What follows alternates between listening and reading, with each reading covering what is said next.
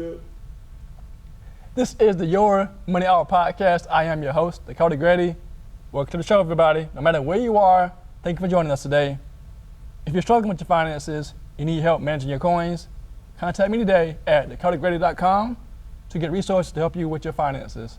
And if you have a business, specifically if you're a nursepreneur or a nurse practitioner entrepreneur, and you need help with bookkeeping and taxes, contact me today at dakotagrady.com. So I'm excited today because I'm on set. Like, normally I do Zoom, which is cool, but in person with your guests is very important. So I'm here with Miss Kim Chapman of Chapman Products Company, Inc. I got that right? Yes. I wanted to have her on the show because I'm passionate about entrepreneurship, first and foremost. And then seeing somebody who looks like me, she's not me, but you know what I'm saying, looks like me. And she's in the industry about hair. And I wanted to have her on the show because she's inspiring to me. So without further ado, Miss Kim, welcome. Thank you. Good to see you. Yes, ma'am. Thank you for having me. You're welcome. So tell everybody about who you are and what you do. Okay. So I'm Kimberly Chapman, and we are manufacturers of hair care products, which is Chapman Products Company. We also publish and enjoy very much Sheen Magazine, and it's a worldwide magazine.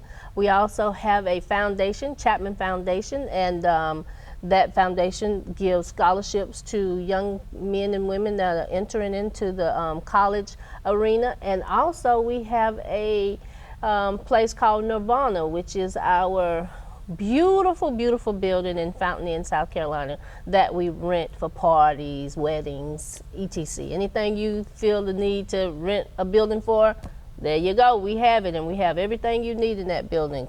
The different decor, photographers, catering, like anything you need in there is just, it's there. Awesome. So you got everything covered, all bases. Yeah, all bases covered. I got a lot going on. That's why I'll be pulling my hair out sometimes. So how did you get into the hair industry? Talk about that. In the hair industry, my husband, before we married, was doing a little bit of this and a little bit of that. And we had our very first product was Grandma's Secret Potion Super Grow, which entailed a pomade, a shampoo, and a conditioner. And so we started from there. And then after that we started manufacturing Nairobi Professional. We have over 200 distributors all over the world that take our products to the salons and barbershops around the world. And we have Congo, it's an all-natural product. We also have Carafina. We have a anti-aging product called Akura. So yeah, we are very busy manufacturing. And we will also do some private labeling for people. This is off script. Did y'all go to school for like chemistry to create the products? My husband did. Ah. Mm-hmm. Yep, I do the business part, he does the chemicals. Gotcha. So what's the inspiration behind Nairobi? The name is from an African, I believe, town, but it means beauty from within. So although we got you set for the outside, we want you to also know that you got to be beautiful from within. Gotcha. So in terms of the challenges you face, talk about some of those challenges that you face in the industry. Well, I'm the type person where there are no problems. Like once you bring me a challenging situation, I come up with a solution, because there are always solutions. So you know, with building a company, you have to make certain that you're diligent, you stay focused. Business is consistency, and you have to stay consistent and make sure that you have rules and regulations that you don't, falter on. The obstacles. I can't say that I really ever had any obstacles, because I think that everything about life is a lesson to be learned. So I don't get caught up on those things. Now, the one thing that will kind of deter me or kind of twist me around are my children. And now they're grown children, so I don't know that they are obstacles, but they one hell of a challenge. Other than that, yeah, I've enjoyed the ride, and I like using my brain and coming up with solutions. So because of that, I've enjoyed the ride.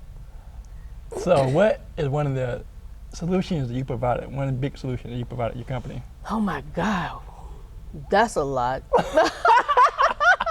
Oh my gosh, give you one. Whoo-wee. It's so many. Oh my goodness. Okay, so we have a summer camp, and there's a young lady that works with us, and she was coming up with a lot of I can't do, I can't get. And so, I was becoming very frustrated. But just recently, when I started going over there with her and talking with her and showing her how things can be done, and make this phone call and do this and call this person, where this person won't work, ask them if they know somebody that can do it. And yesterday she saw it, so hopefully I see some changes in her.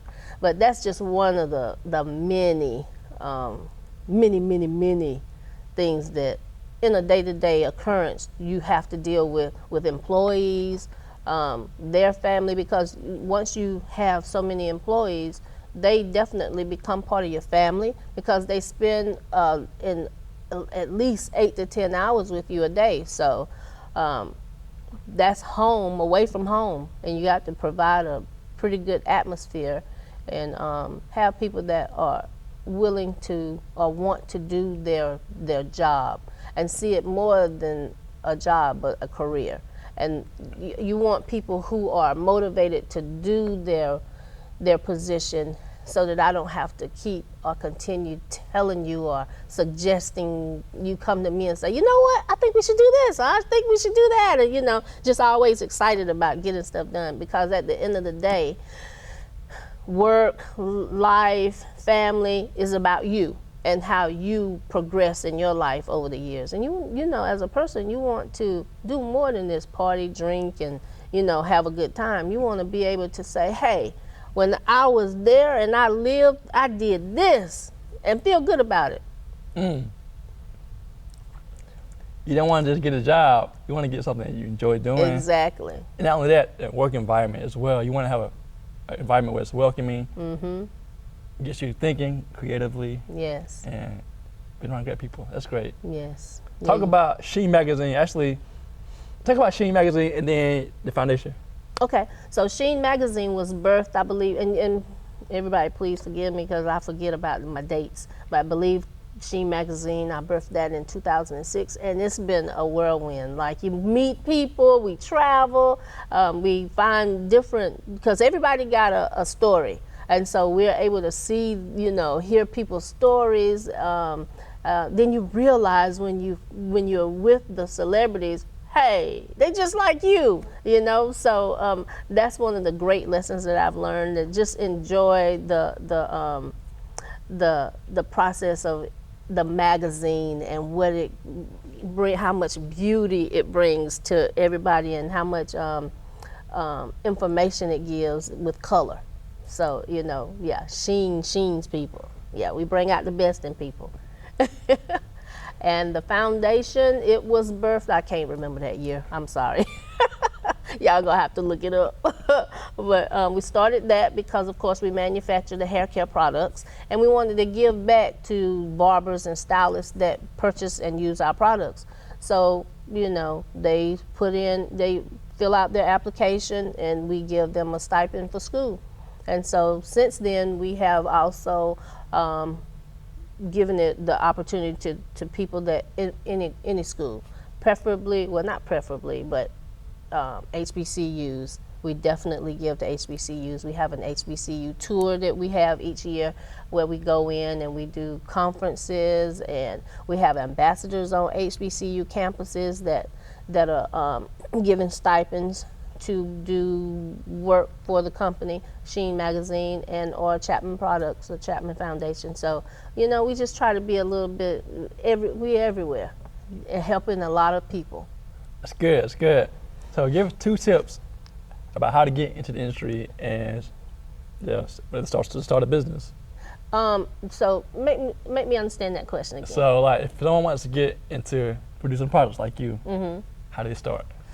Start at home. Start at home. Like, you know, you got to, if you're not a chemist, you know, you can put some chemicals together. You do some research. Like, you got to do your research. You got to know what you want to put in those products in order to manufacture it, or, you know. But most people say that they want all natural, where it's not possible to have all natural products. If you're going to have all natural products, they can't sit on the shelf. So you have to have preservatives. So it could be a more of a natural preservative if you find one, but, you know, the all natural products, if you're going to use, say, like avocado, then you have to actually use the avocado. You can't put avocado in a jar and expect it to last no more than 2 or 3 days. Then that's pushing it. So yeah, you always have to have a preservative in order for your products to be on the shelf or have shelf life. Gotcha. So it'll be closed. What would you change if you had to start all the way over again? Or what would you change in your business? What would I change? Probably nothing. Talk about that. Yeah, I wouldn't change anything because the process that I've gone through has made me who I am. And I like who I am. So because of that, you know, I think that we manifest and we create everything as people. And because we do that, there were lessons that I needed to learn. And so, yeah, I don't think I'd change anything. Awesome. The only thing that I think I'd change, and it's not even about business, is my swimming pool at home. It's too deep for me. And I look at that pool every day and I'm like, that's about the only thing that just like gets me. And has been a something that's just like stabbing me in the side is my swimming pool. I should have made it more of a party pool than a swimming pool. How deep is it? Huh? How deep is it?